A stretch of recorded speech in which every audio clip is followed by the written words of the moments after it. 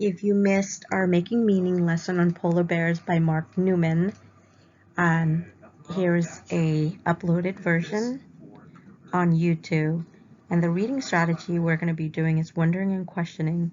So what you're going to need is a reading journal, and you're going to do a T-chart. One part, you're going to jot down what I wondered on the heading. On the other side, what I learned. Okay. As I continue to read this, at the first part of the book, we're going to be jotting down what I wondered with my example and what I learned.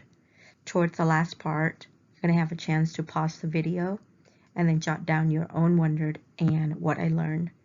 Towards the end, if there are some wonder that did not get mentioned, you can do an extensive research on another polar bears, or you can search it online.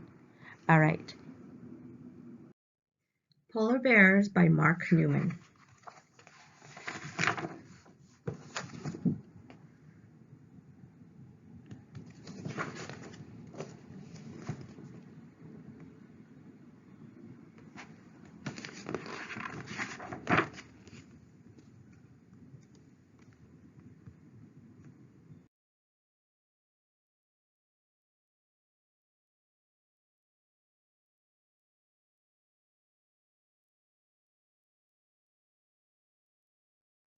Polar bears are big.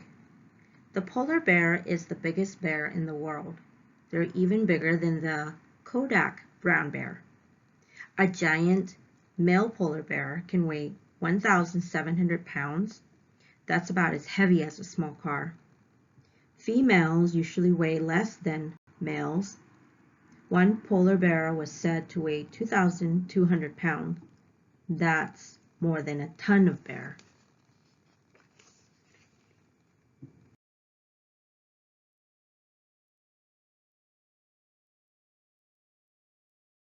Polar bears are tiny. Polar bears weigh only 1 pound at birth. They will grow to 30 times their birth weight by the time they leave the den. A den is where the polar bear lives. A mother polar bear is not able to eat while she nurses her babies from January to April. By then, mother polar bears are very hungry. That's 4 months without eating. I would be starving.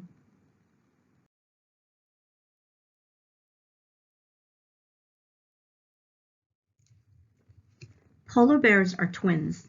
It means there's two. Most polar bear mothers give birth to twins, although polar bears usually do not hibernate. Hibernate means to have a long winter sleep to reserve their energy because there's less resource and food during the winter time. Expectant mother polar bears do. Expectant just means she's expecting to have a baby or she's pregnant. Mating occurs in mid-spring and females dig a den into a snowdrift in the fall. Babies are born inside the den in the early January. The den is cozy, staying 40 degrees warmer than the frigid Arctic air outside.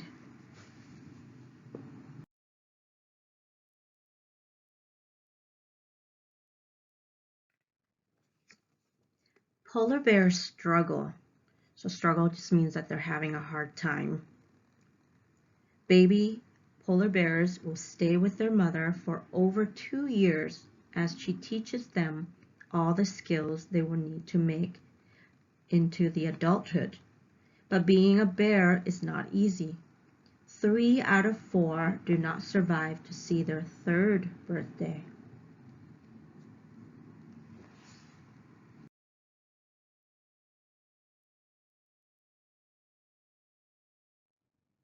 Polar bears live in the Arctic. Polar bears live only in the north. North is the upper top part. Unlike penguins, they do not live in the Antarctic. Penguins and polar bears never get to meet in the wild. Polar bears live in only 5 countries, all of which surround the North Pole. That is Russia, Canada, the United States, Alaska, Norway, and Greenland.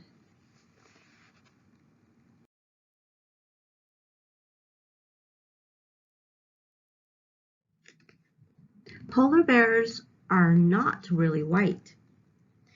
Despite what they look like and what most people think, polar bears are black, not white. Under all that warm, thick fur, their skin is totally dark. The fur itself is made up of clear, hollow hairs, sort of like a hollow tube. Hollow just means there's nothing inside of it, that have no color whatsoever. The bears look like they are white only because their clear hair reflects the light.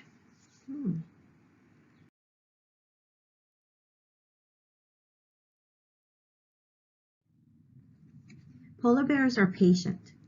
Polar bears are very patient hunters. Their main diet is the ringed seal, which is the most numerous seal in the Arctic. It means there's abundance, there's a lot of them. They can smell a seal's breathing hole in the ice.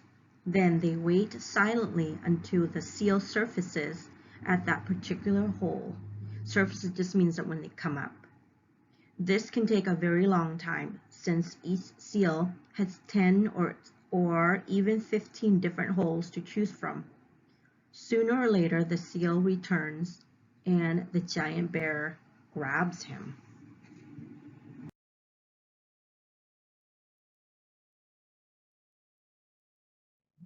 Polar bears are hungry. Polar bears like to eat only the blubber. The blubber is the fat and skin of the seal and usually leave the meat, which in turn scavenged by Arctic foxes. Scavenge just means that they come and eat them or hunt by them. A bear can eat. Right. As you continue to listen to the read aloud, go ahead and jot down what I wonder and what I learned in your reading journal entry on your own. Right. As you continue to listen to the read aloud, go ahead and jot down what I wonder and what I learned in your reading journal entry on your own. Polar bears are tough.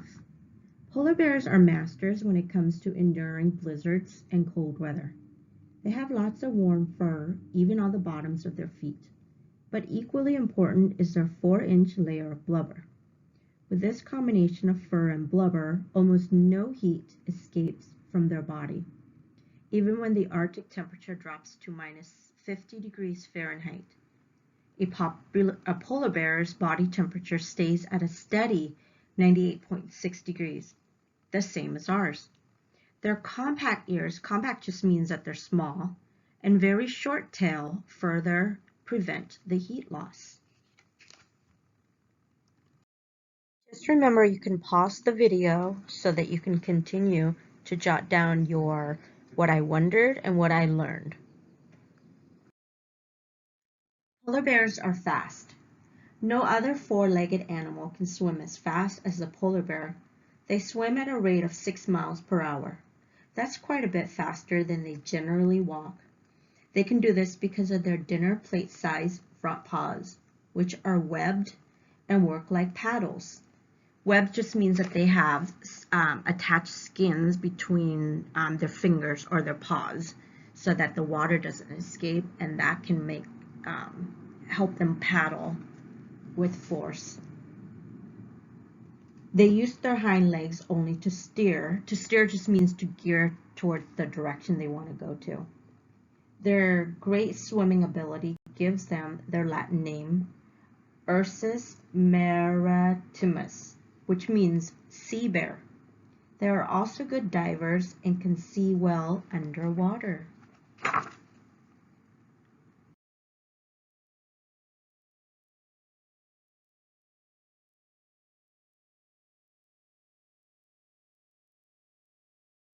Polar bears are few. Although there are only 20,000 to 25,000 polar bears in the world, these are separated into 19 groupings, which are called subpopulations. Most polar bears, about 15,000, live in Canadian territory. About 4,000 live in the northern Alaska in two separate groups. There are no polar bears in the middle or the southern part of Alaska.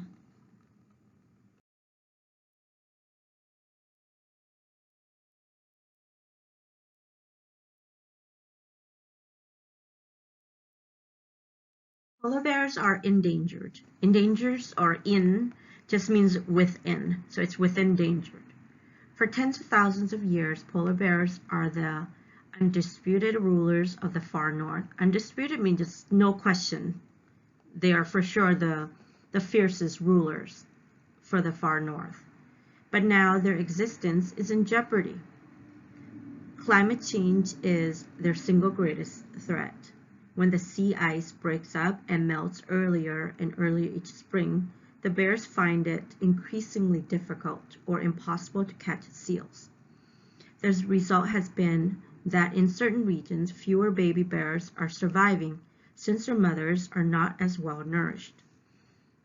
Remember, if the mother is nursing, she does not eat for 4 months, so January to April. So if the mother doesn't have enough food for herself, she can't nurse or take care of her young ones, so therefore the young ones will starve and not survive. Pollution and the disturbance caused by northern oil rigs and explosion for oil are additional threats. So oil rigs just means that they're using a tool to dig for oil under the ground. The United States Department of the Interior declared the polar bear a threatened species, the first animal added to the endangered species list because of global warming. Just remember, you can pause the video so that you can continue to jot down your what I wondered and what I learned. More facts about polar bears, or more information about polar bears. Of the 8 species of the bears in the world, the polar bear is the most recent. Having evolved, evolved just means to change from time, from the brown bear just 200,000 years ago. It is ironic that this most recent bear may become the first to disappear. Although the polar bear population today is currently healthy, its future is in grave peril due to global warming. Peril just means in danger. 1/3 of all polar bears may be gone in the next 45 years as the Arctic ice melts at an ever-increasing rate. Hudson Bay's subpopulation of polar bears has already experienced a 22% decline. Decline just means it's going down. From 1,200 bears in the 1980s to only 935 today. In Canada and Russia, more polar bears are seen on land where they don't belong. As the ocean's ice sinks, this is causing conflict with humans. Conflict just means problem with the humans. In 2006, some 180 bears came ashore around the remote Siberian town of Venkaram. So 180 bears came to the edge of between the water and the land, necessitating that patrols be organized to protect the villagers. In March 2008, a juvenile polar bear just means a coming of age, so it's kind of like a teenager bear, wandered inland more than 250 miles to the Alaskan village of Fort Yukon. No one in the village could remember having ever seen a polar bear in the area. In early April in 2008, 3 polar bears walked 240 miles south from the Arctic coast to Deline in Canada's Northwest Territories. They had no body fat and were starving. Polar bears that have not resorted to coming ashore, meaning that the one that doesn't come to shore, they would swim at a distance between ice floes. They can easily swim 15 or even 30 miles with no problem. But when that distance becomes 50 or more miles, especially with the seas are stormy. They are at risk of becoming exhausted and sometimes drowning. 4 were observed drowned in 2004. In August 2008, 9 polar bears were spotted swimming way off Alaska's northwest coast. Their fates are unknown. In May 2008, the United States Department of the Interior listed the polar bear as threatened under the Endangered Species Act. Also, the International Union for Conservation of Nature, the IUCN, has added the polar bear to its red list. This is a start. If we want future generations to be able to experience the thrill of knowing that the polar bear is still alive and well roaming the far north, we must take actions now that will reverse the effects of climate change on the habitat of this Arctic icon. Okay. Just remember, you can pause the video so that you can continue to jot down your what I wondered and what I learned. Author's notes, so that's Mark Newman. Okay. I have always loved all forms of wildlife, and over the past 30 years have traveled to the 7 continents to observe and photograph many different species. As you would expect, polar bear photography involves dealing with some of the harshest weather anywhere. Harshest means a very tough weather. Most of my polar bear images were shot during late fall trips to Churchill, Manitoba, on the western shore of Hudson Bay, a region known as the polar bear capital of the world. Hundreds of bears congregate along the shoreline. Congregate just comes together, waiting for the ice to freeze so they can head out to hunt seals. On my first polar bear trip, a friend and I simply rented a pickup truck and drove around the frozen tundra looking for bears. Bob, shh. This was not the most efficient way to get photographs, but it was certainly exciting. One polar bear came around the passenger side of the pickup and pounded on the window with his paws. So that's the picture. We had to drive away quickly. Another climbed into the back of the truck as we watched from a safe distance. Temperatures fell below -50 degrees Fahrenheit with wind chill. Warm clothing was as important as a good camera gear.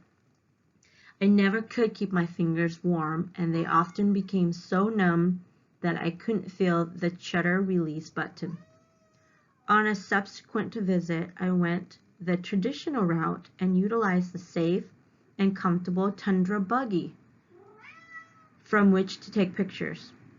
These vehicles are half again as tall as a standing bear and move around the tundra on a huge oversized tires. Not as exciting as a pickup truck, but much more practical for quality photograph. There were certain pictures I could not obtain in the world, so I turned to various zoos for help. I'm not a diver and I don't even like cold water. Fortunately for me, some zoos have modern polar bear exhibits with large pools allowing for underwater observations. So what it means is that some of the pictures taken here are from the zoo.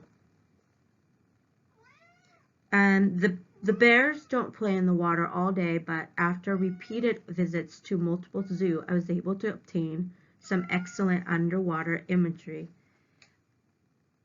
And then there was Alpen, an orphaned female polar bear cub who was rescued and brought for care to the zoo in my hometown of Anchorage, Alaska. She was barely 4 months old and weighed only 31 pounds when she arrived. She needed around-the-clock attention. Around-the-clock attention means constant all through the day.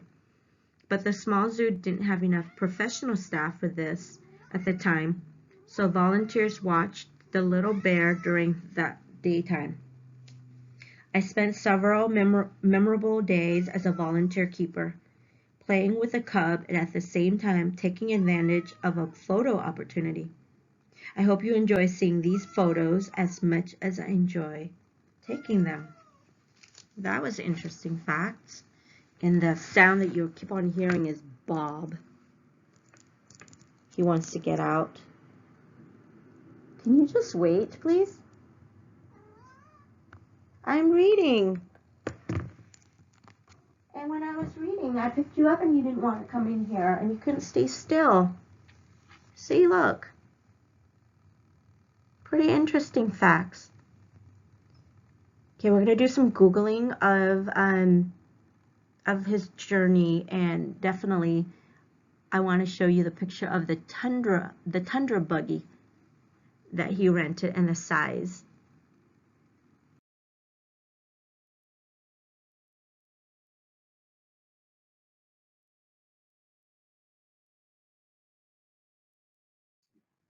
If you have a wonder that was not answered in the book, some of the things that you could do is do an extensive reading, or some of the things that I could do would be to Google it.